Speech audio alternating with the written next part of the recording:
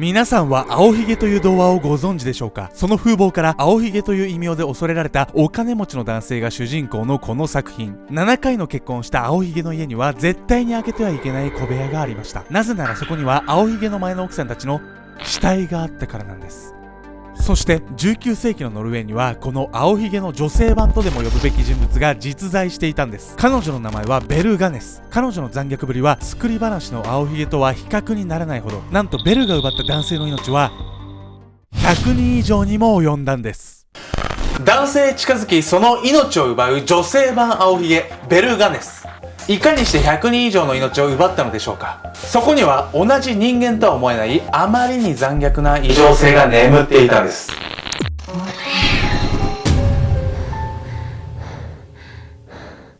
はい、どうも視聴者さんのコメント結構返信するけんちゃんです。どうもおひげはなしヤミコです。いやーもう今日もねやばいっすよ、殺害した数がね、100人超えてるんですよ。えぐいわね。なんでそんな殺すまでバレなかったのかってのが不思議よね。でしかもねこれ恐ろしいのがね、ベルガネスというね女なんですけど、1859年っていうねまあまあ昔の生まれなんで、記録がね古いだけでね、本当はもっと殺してるんじゃないかっていう話。100人以上 ?100 人以上。いやめっちゃこれ1日にもうなんか 5人ぐらい殺す速度が半端なく速いよね、やってると思うんですよね。悲劇のヒロインベルガネス。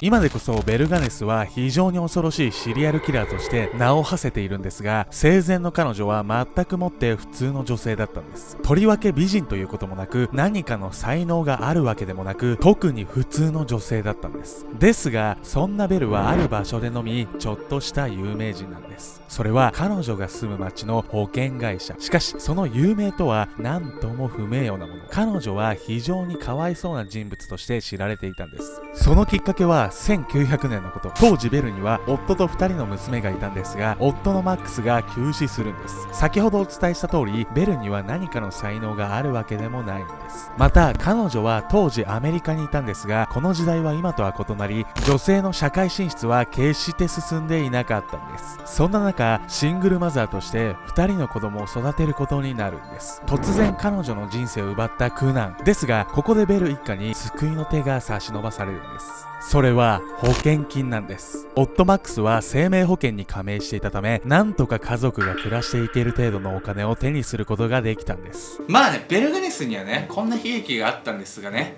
保険会社の人はねこんなのはもう日常茶飯事ですね。もういろんな不幸な人をね、見てきてるんでね。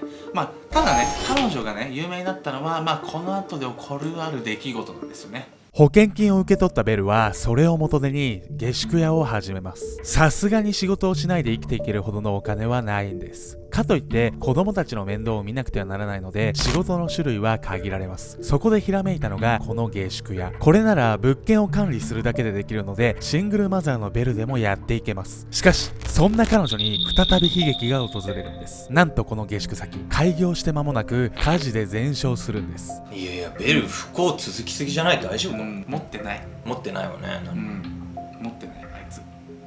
何々しようね。今回はね、そんな最悪な事態避けれるんですよ。なぜなら、噛んじゃったんですけど、なぜなら保険が下りたからなんです。短い期間で夫を失い下宿屋までを失ったベル。その両方に関わった保険会社は彼女を不憫に思うんです。ですがどんなに悲劇が続こうとも子供たちを立派に育て上げるため、ベルは仕事をしなければなりません。そこで彼女はこの火災で得た保険金を使い、今回はパン屋を始めるんです。ところがこのパン屋も開業して間もなく火事で全焼するんです。いやいや明らかにおかしいじゃん、3回もこんなこと続くわけないわよ。いやそうなんですよね。一体どういうことなのかっていうことなんですけど、ベルはね、なんとねこの火事でもね、保険金を受け取るんですよ。この火災の後、ベルは農場を営む男性ピーター・ガネスと再婚します。そして子供が1人生まれるんですが、まさかやめてよね。そういうことになるんです。この夫ピーターは事故死するんです。そしてベルは再び保険金を取得。もう皆さんお気づきっすよね。このベルガネスはずっとある一つの行動をとっていたんです。それは保険金詐欺。同情して損したわよ。めちゃくちゃやばいやつじゃないこの人。やばいっすよ、もうね。この女ね、4年間で4回保険金受け取ってるんですよ。つまりね、つまりですよ、闇インコさん、年一ペースで保険金受け取ってるんですよ。まあありえないですよね。まあでもね、そもそもなんですけど、ベルガネスがね、なんで犯罪に手を染めるようになったのか、まあそのルーツをね、探っていきましょう。残虐性の方がベルガネスは1859年にノルウェーで生を受けます。父親は各地を旅する手品師。そんな父を手伝い、幼いベルも舞台に立っていたんです。忙しくも刺激的な日々を過ごしていたベルですが、そんな幸せは長くは続かなかったんです。それは彼女が10代になった時、家族で田舎に引っ越すことになったんです。父は手品師の仕事を辞めて小さな農場で働く農家になったんです。この生活をどう捉えるか、それは人によって大きく分かれるでしょう。幼い頃に各地を旅して舞台に立つという刺激的な日々を送っていたベルにとって、この生活は退屈だったんです。そこで彼女は大人になると刺激を求めてアメリカに旅立つんです。そしてそこで先ほどの話で登場したマックスと結婚するんです。幸せじゃない。何が不満あるっていうのは、アメリカ行って結婚してって幸せそのものじゃないの。まあアメリカ息苦しいからね、結構。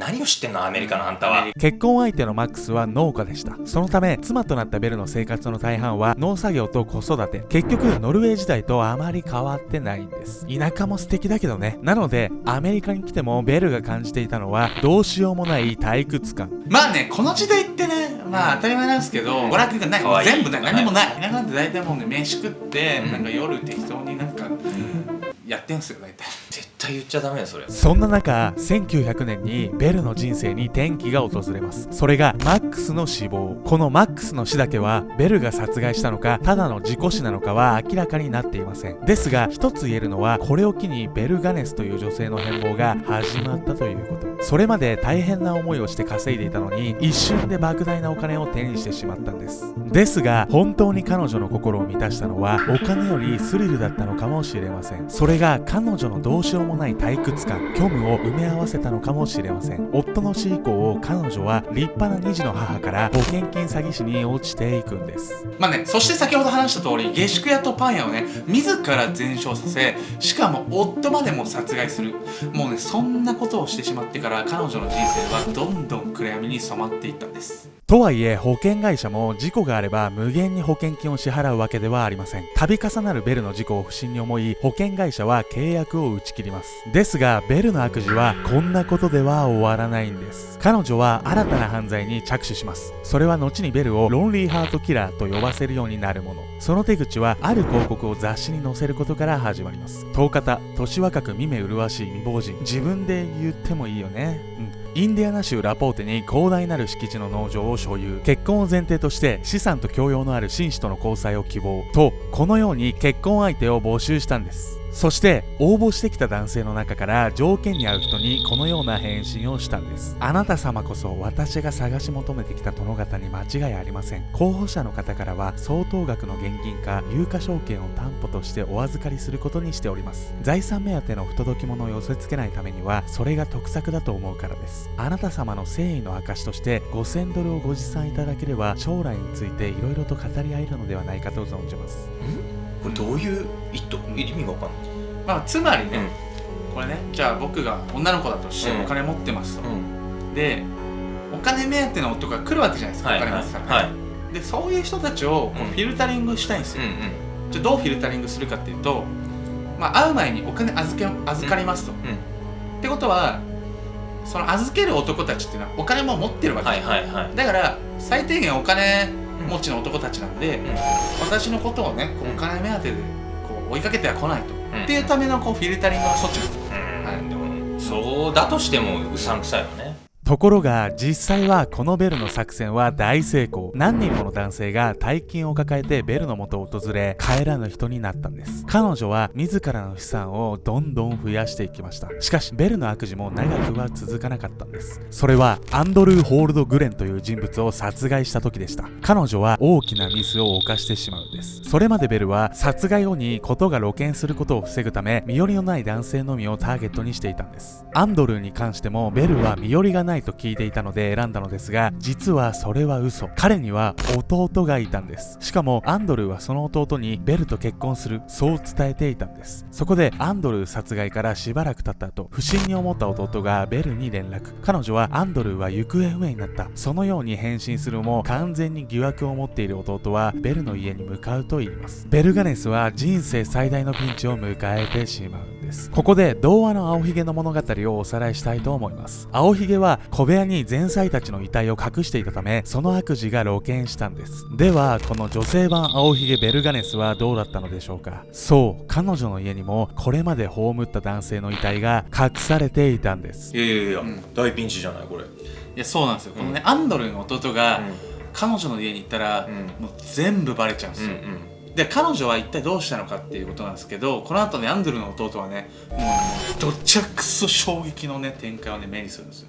弟がベルの家に着いた時、そこには全く予想だにしない情景が広がっていたんです。なんとベルの家が全焼していたんです。怖いなマジで。さらにそこには4人の遺体が、その内訳はベルの3人の子供と、そしてベルガネス本人だったんです。どういうこと？遺体にはベルの入れ歯が発見されたため、そのように診断されました。またさらに13体の男性の遺体も発見されたんです。それらはもちろんベルが殺害した男性。もう怖すぎ。その中にアンドルーもいたんです。この日の約1ヶ月後、殺人と放火の罪で1人の男性が逮捕されます。彼の名前はレイ・ランフィア。ベルに雇われて農作業や雑用を手伝っていた男でした。また彼はベルの愛人でもあったため、事件は地上のもつれによる殺人とする見方が大半を占めたんです。ここにベルガネスの一連の殺人事件は収束しました。彼女の死というなんとも後味の悪い形によってスリルを求め、残虐な方法で連続殺人を犯したシリアルキラー。しかし悪人にはそれ相応の罰が当たるんです。若干49歳という年齢でベルガネスはこの世を去ることになってしまったんです。と、これは全てベルの作戦なんです。どういうこと？もうこの動画終わりだと思ってたんで。いや終わりません。アルゴメトリーもこの動画も何にも事件も全部終わりません。実はね、ここにはね、ある真相が隠されていたんです。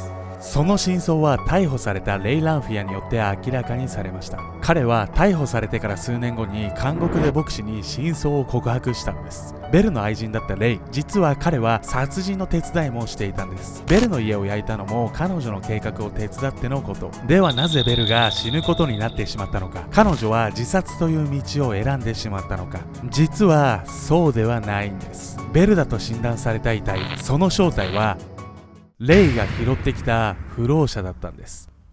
アンドルーの弟がベルの家に到着し、全焼した家とおびただしい数の遺体に衝撃を受けている段階で、ベルガネスはとっくに逃亡を済ませていたんです。事実は小説よりきなりということわざがあるんですが、童話に例えられた凶悪犯は童話とは異なり、正義によって打倒されることもなく、そのずる賢さでのうのうと生き続けたんです。まあね、こんな感じでアルゴメトリーではね、イカれた殺人鬼とかを紹介してるんですけど、右上のね、リンクを押してもらえれば、イカれた殺人鬼たちをまとめた再生リストとか出てくるので、ちょっとね、そういってね、ジャンルごとに見るのも、アルゴメトリーをね、もっと深く楽しめるかなとは思うんで、比較しながらね、見れると思うんで、ぜひ、楽しんでいってもらえたらと思います。ちょっとね、取り上げてほしいね、殺人鬼とか事件とかあったらね、ぜひね、コメント欄に書いてもらえればと思います。よろしくお願いします。チャンネル登録と高評価よろしくね。